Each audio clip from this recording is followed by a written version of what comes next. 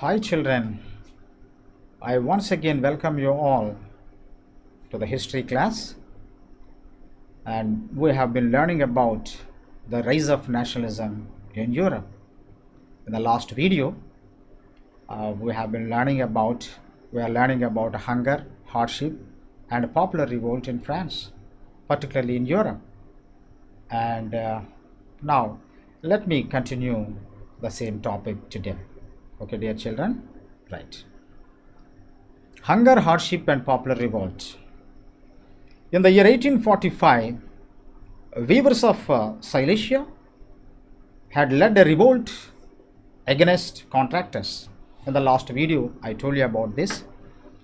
So, contractors here exploited the weavers. They did not pay them enough. That is why in Silesia, all the weavers rebelled against the contractors.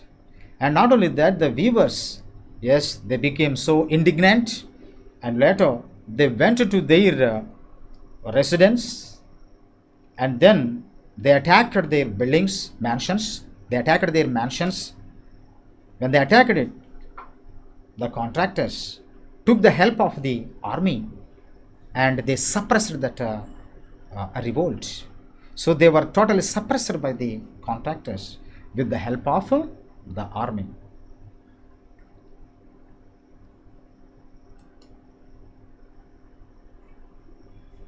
In 1848, food shortage and widespread unemployment brought the people of Paris out on roads. Louis Philippe was fled away. Yes, in the year 1848, in France, one more revolution took place, my dears. In the year 1848, when Louis Philippe was the king of France, he was not a Bourbon king. He was on the throne at that time. So in his regime, another revolt took place. The first revolt in the year 1830 that took place, and again the year 1848 when Louis Philippe, he belonged to Orleans family. Louis Philippe belonged to Orleans family. So he when he was on the throne, so this another revolt in the year 1848 took place. So why the revolt took place? Because there was a shortage of food. There was an acute food shortage and widespread unemployment. Unemployment arose and acute food shortage. That is why the people could not bear that suffering. So that's why the people took to roads. They came out on the roads. They took to roads and raised their voice against the wrong policies of Louis Philippe. In the beginning, he was good. He was a good ruler, and he was also called as a people's king in the beginning. But in course of time, slowly, when his reforms failed totally, and he became unpopular among the people. So that is why in the year 1848, another revolt took place in France. So Louis Philippe then fled away to England.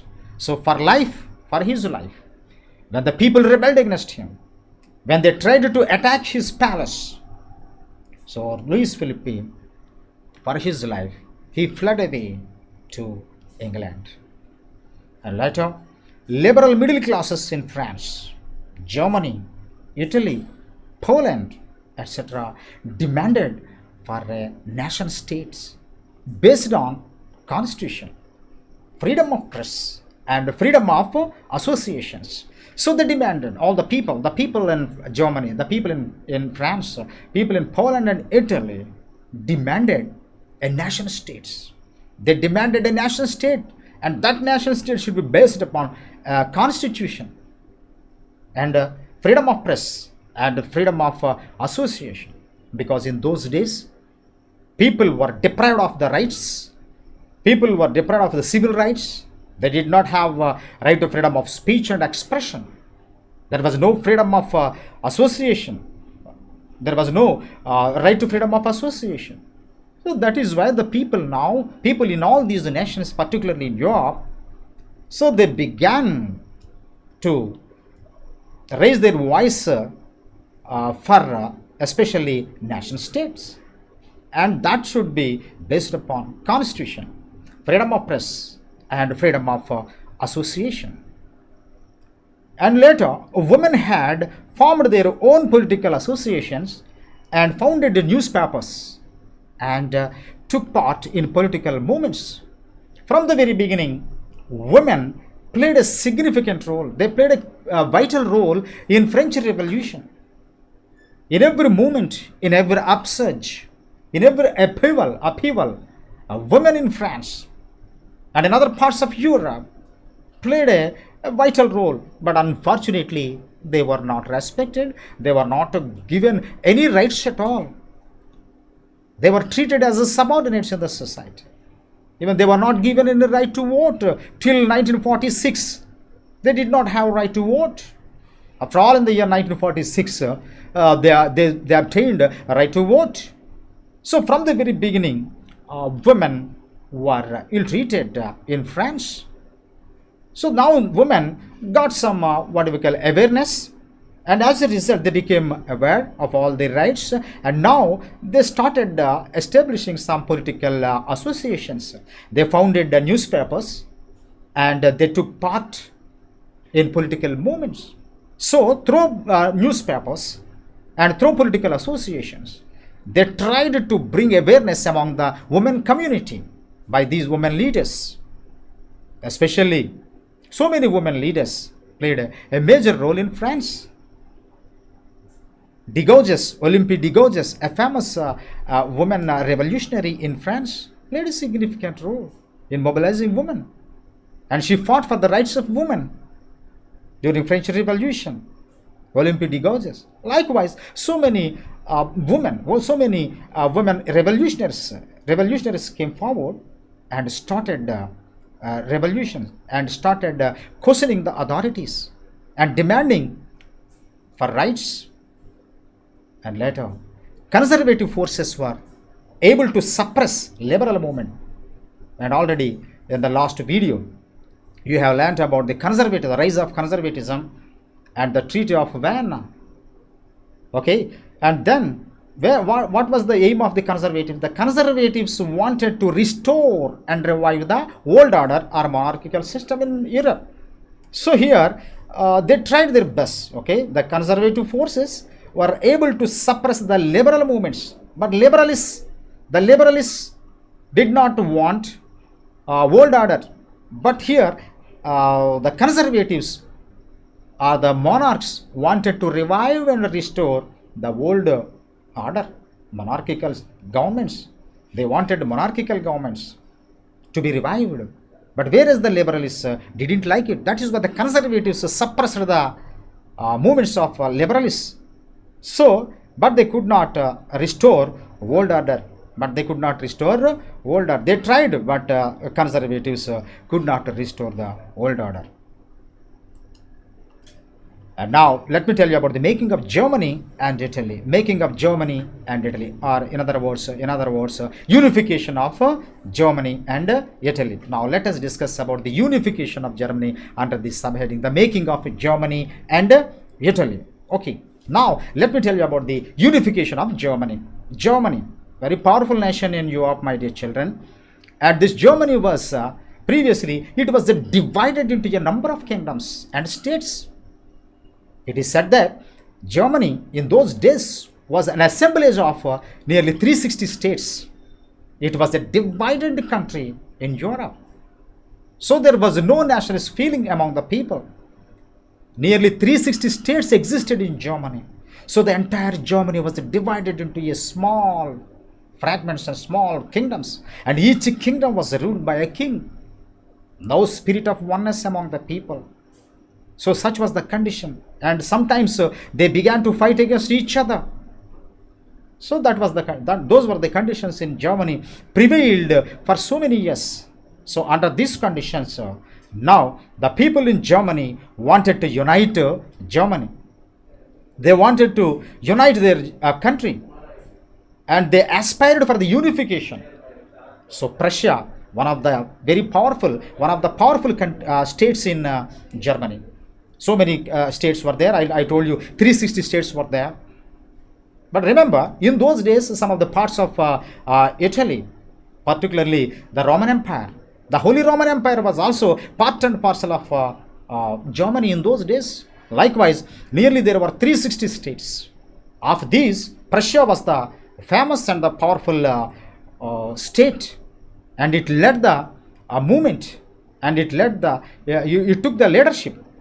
So Prussia, under the leadership of Otto von Bismarck, a famous person, a great man, a great nationalist, Otto von Bismarck took initiative for the unification of Germany. Yes, in Prussia, he was the prime minister of Prussia, and later he decided to unite Germany when he saw that his country was divided into fragments or kingdoms. Now he wanted to unite his kingdom. So Germany wasn't divided, but the great nationalists, it was Otto von Bismarck. Look at the picture. Otto von Bismarck. Now he took initiative for the unification of Germany, my dear children. So he followed, as he said, unification cannot be achieved. He said, it cannot be achieved. Unification cannot be achieved by mere speeches, nor votes, but by blood and iron. He said, by blood and iron, Germany can be united. He said, blood and iron. He followed the policy of blood and iron, not by speeches, nor by votes in the parliament, but by blood of iron and blood, by blood and iron. What is blood and iron policy that he had followed? And it was the policy of war. Blood and iron policy means it is the policy of war.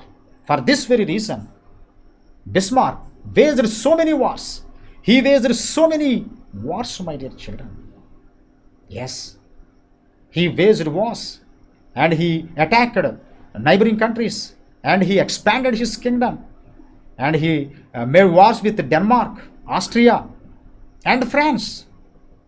Okay, and later Austro-Franco-Prussian War took place, and later nearly it took 7 years. The war with Denmark, Austria, and France, running over 7 years, ended with the Prussian victory and completed the process of unification at last 1870. Okay, Germany was united, my dear children. Germany was united by the efforts taken by Bismarck here. He took initiative. He took steps for the unification of Germany, and at last Germany was united, and all these nations got united, and it emerged. Germany emerged as a single independent nation now, dear children. So, for that independent nation, it was William the First became. In the year 1871, Otto von Bismarck proclaimed the new German Empire. It was headed by Kaiser William, became the king of the united Germany. Kaiser William I. Kaiser William the First became the king of Germany, united Germany.